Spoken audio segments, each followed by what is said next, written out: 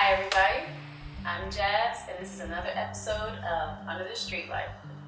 Well, I have the pleasure of being here again in Cambridge at LivAgain. I was here a couple of weeks ago at the art bar and the owners are with me, Jermaine and Adrian. Hi, Jazz. How you guys doing? Wonderful. We're real friends now. This is like a pleasure for me, a family setting, because these two, they inspire me. And we are lucky to be sitting on location in LivAgain. Okay, so what exactly is LivAgain? Try to give us like a little summary of what this business is. Go ahead, I Jermaine. always put it in the text of it's a little bit of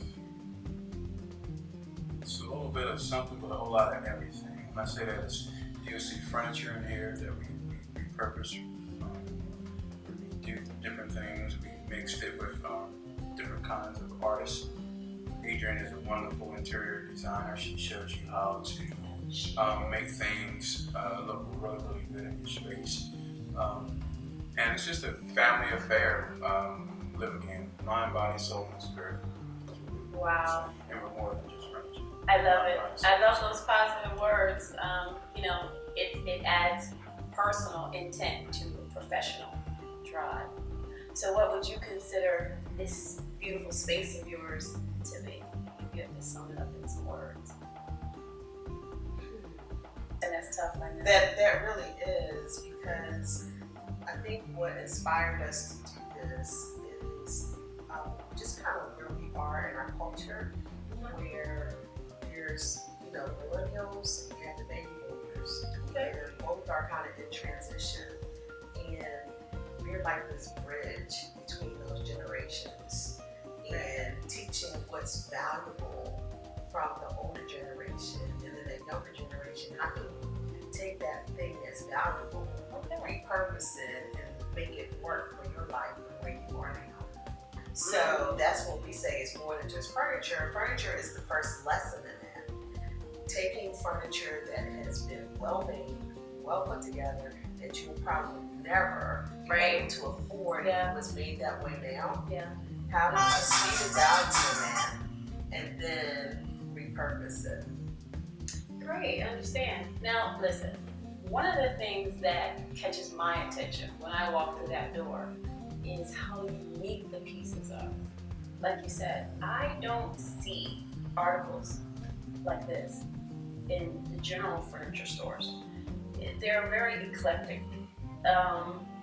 Some of them, I'm assuming, have themes to them, but if you had to say what your primary item is for sale, what would it be? What type of furniture can you call this? Or what type of items? Are they considered antiques? Are they considered, what would they be classified under? Or is it all of it? I would say it's all of it. It's a way to design outside of the box. Okay. Outside so you of the really theme can't of fit traditional or modern, but showing how you can mix and match and make things so custom to you and who you are and where you are right now. And the design is never complete, because if it's a reflection of you, we evolve as people, and then your design does as well.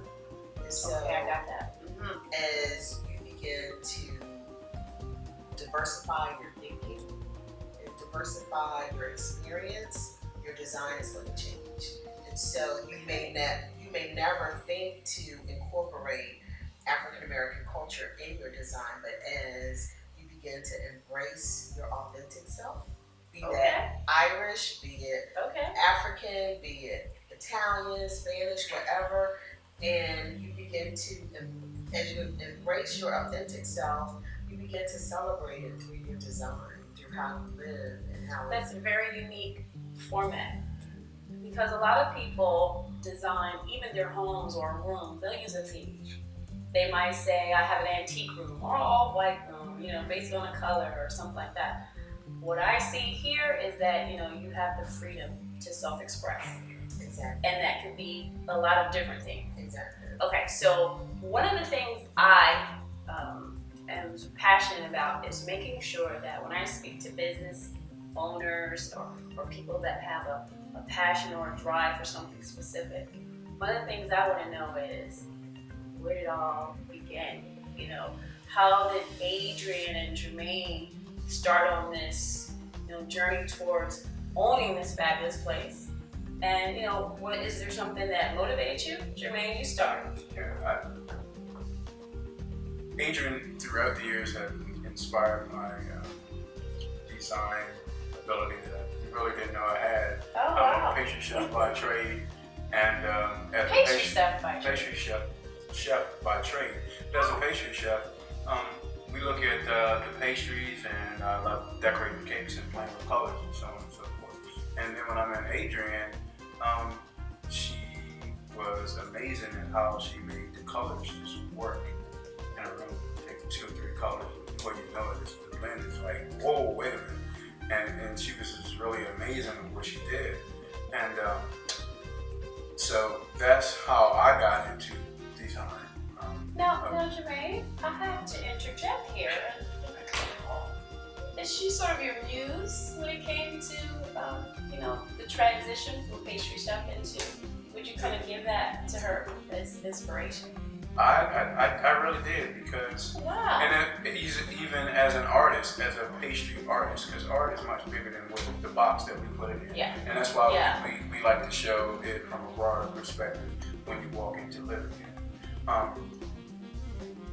Because as like I was putting it into the text, is that like as I look at a quick presentation for something that's going to go in front of someone that's going to eat, it's all about the presentation. And it's the same thing as when you walk through the door in a design. It's all about the presentation. Right. And that's how my design skills started to flourish as we continued to network together and build businesses together. We started down in the 500 block of Ray Street probably about 10 years ago. That's here in Cambridge, That's the right same here in neighborhood. Cambridge, same neighborhood, about 4 blocks down the street. And I'll never forget it. It was a bed that Miss Easter had on the floor, and Adrian came in day one, and she took this mint green color. I'll never forget, it was mint green, and some brown and something else, orange or something. But by the time she got done with that one vignette, I was like, oh my God, I have to know who she is. Okay. It was amazing. Okay. Okay. That's very powerful, because the combination of creativity can really create something special. Okay, that's very powerful. So where would you say your passion for the development of this company in? I have to agree with Jermaine. When we worked for the business down the street and realized the potential that we have is, I guess we work so well together. It's just that whole creativity thing, and just giving each other the freedom to express. You don't get that a lot. Yeah, Just the typical workspace. Right. For somebody to just give you the freedom to express. And we had that with the store owner, and then we had that with each other. And it just became like, wow, we really can do something great. We had tons of ideas of how we would do that in business differently. Wow. But we didn't have the opportunity to do that. So when this opportunity opened the door, we were like, okay, what we learned from that other business, we can do. But then we can add on all of the things that we said we wanted to do. Right. So you personalize it. There's a lot of people that are supporters and connected to you guys and your business, because even though they walk through this door and they like the atmosphere, it's still personal when they meet the owners that have a passion in their business. It kind of draws you in a little further. It does. Okay. So another piece to this is that we all are kind of examples for other people when we own our businesses and when we express ourselves. So what would you advise someone else that's trying to become a business owner, or as you guys did? They could be right now in the same place you guys were, they could be at a place where they love their job and they like what they're doing, but they also want to take that adventure to another level, like you guys did. And that was perfect. I don't know if you could have designed it any better to get on the job training, have flexibility and all that. So what would you advise, or what would you tell someone else that's looking at you guys as sort of an example and admiring what you're doing? What would you tell them about their craft and what they want to do next? I think I can just say for myself, I always knew, I'm a natural born entrepreneur. I knew that from day one when I'm selling freeze cups at 25 cents to 85. That's where it all starts. You know, but that's where it all starts. at the same time, being able to take that step forward when opportunity presents itself. And I think being able to identify the opportunity is one of the most important things to be able to do. Now, a door open may not be full opportunity, so you have to know the difference between false door. I got you. Makes sense. How about you, Adrian? Do you have any advice for any of the young entrepreneurs that might be, encouraged by what we're doing? Exactly. I would say do your homework. Jermaine and I are both veterans, and so we had the opportunity to attend it was like a boot camp, and it took you through the nuts and bolts of what it takes to run a business. You still are not prepared. Right. But to do your homework, to do the market study, so that you know who your competitors are, you know what gives you the edge on your product, and things like that. Do your homework first. Make sure that your pitch, your brand is unique and authentic to you. That helps in the selling point. No one else around the corner is going to do the same thing that you do. Professionally. We say it's another furniture store open around the corner next week. It still wouldn't be us. Right. Because there's a uniqueness to our brand. Right. There's a demographic that we serve. There's a niche that we fill. So you gotta find your niche and fill it. I agree. Now we want people to understand what's going on here at LivAgain. So tell us some of the dynamics of the location. So we're on the historic main strip of Cambridge, correct? So it's great, prime location. There's a lot of culture, a lot of new businesses going on around here. What do you want to express to draw people to the door? So, because you have so much to offer, I'm flabbergasted whenever I walk in here by the amount of exquisite pieces. They're unique. I don't think I've seen these pieces duplicate. Most of them don't. I said we come together as a family. We have probably about 37 different artists. They're book authors to poets to jewelry makers, you name it. Jewelry makers. Oh, that's right. I've been blessed to display one of the pieces, jewelry making, LivAgain. And that artist is Madonna. Okay. Madonna's creation, marvelous Madonna's creations. But and what I love about Cambridge or Dorchester County is now that this stretch of highway that we all are on is considered the Harriet Tubman Byway, and we just that Harriet has been chosen to be on the $20 bill. This is her birthplace as well. So Cambridge is full of history, and when we say full of history, I say you walk into LivAgain, you see diversity from the door.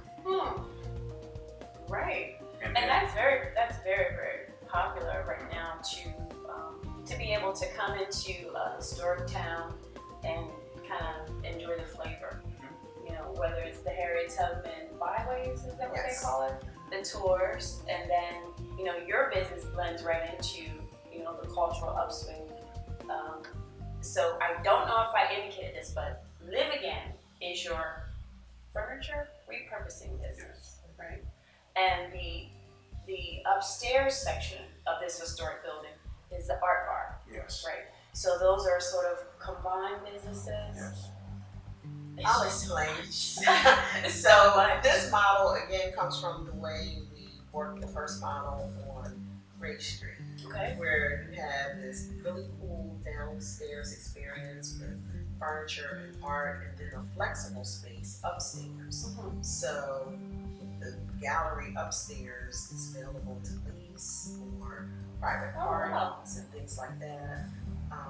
But it's where we show an artist probably every month or 2 months. There's a reception upstairs, and the artist has the opportunity to fill that whole space Wow. if they so choose. Wow. So we do feature our artists upstairs, and there's always a new show or exhibit up there. That's so important that Cambridge needs to know that. You know, you guys have this space that is full of culture, and the space itself is just amazing, you know, visually. So you have a space here in Cambridge that can afford you an important night that you want to have. You can host it here in the art bar, and if you have someone that is creative and has an exhibit that they want to show, then they can also host that here, and you can get in touch with Jermaine and Adrian to do so. So it's just amazing, you know, what people don't know about businesses that are sitting right in here in historic Cambridge. So we said we're gonna let you guys, you know, freestyle and tell us some things about your personal selves or the business that you wanted to share. Now, I have to say this, Jermaine is probably one of the most reserved guys that I've met, but when I hear him talk about the passion of this furniture business, I realize there's a lot more in there. And that pastry chef beginning is exciting for us. So what else do you have that you're thinking of, you know, dipping into professionally? Because I'm sure that you guys are going to take this business expansion as far as it can go. Do you have some new ideas you want to share with us? We have we talked about getting the model to a point where we can drop one of these in another city, another town. Yeah, that'd be great. It's just working and making sure that our systems all work together. So that's one that I think that because as Adrian touched on, you know, baby boomer generation is one of the largest markets. As far as looking at a business, the type of style of business that we do with the gallery and furniture purpose is another one. But I will say that we're one of the first galleries, for-profit galleries that we did upstairs in the art bar. Right. I've never seen it before. It's not here. It's forward. We like to use the terminology. We want to stop the museum walk. Okay. So in order to stop the museum walk, we wanted to create an entertaining space. We just built a big 17-foot bar in the middle of the gallery space, and you know, it's just something you have to come to experience. Yeah, you do have to experience. Now, Adrian, I have to ask you that same question because I don't meet a lot of entrepreneurs such as yourself and Jermaine that, you know, that's actually able to express themselves with these type of businesses. So what's your next move, or how would you guys like to elevate, you know, what you're doing right now with these two businesses? Well, one of the services that we want to fine tune is, as Jermaine mentioned, as baby boomers grow older and begin to downsize, resize, or right size, we want to assist in that. We want to assist in how it's going to be the largest transference of wealth, money, stuff as this demographic begins to retire. Yeah. And so how do we assist in that? How do we assist people who are our age and younger, who have aging parents, and, you know, sorting out their personal property and things like that, and then respecting it, not just sending it to an auction house and it ends up on a pile of junk, but respecting it and that it tells a story again and again and again. Yeah. And so that's a service that we're looking to expand on. There's a growing demographic called senior management, and what senior managers do